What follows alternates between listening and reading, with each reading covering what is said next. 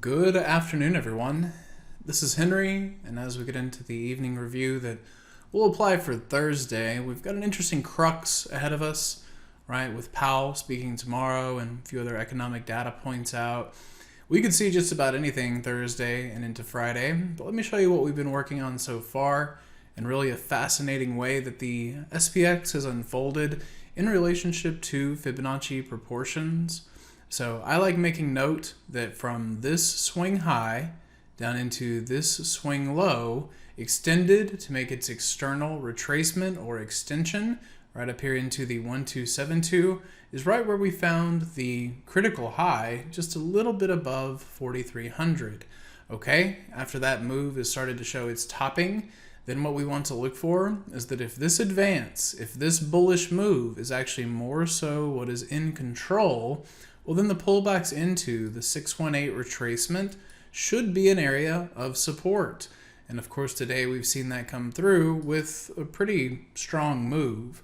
So I believe it's two things. It's one part, the move down into the 618 retracement that has started to find a little bit of a bid.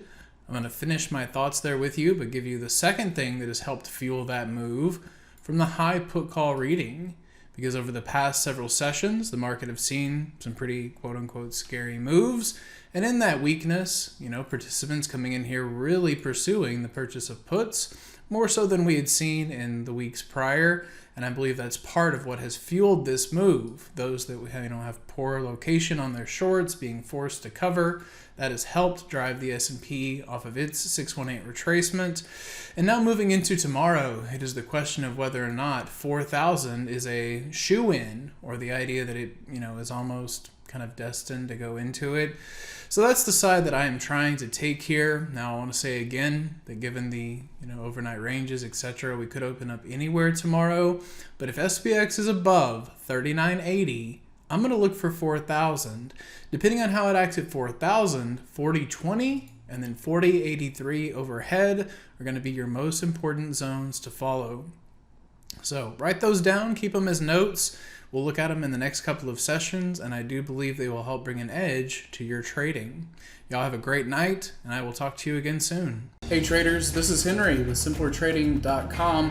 I wanted to thank you for watching today's video. I hope you found it helpful, and if so, be sure to click the like and subscribe buttons down below.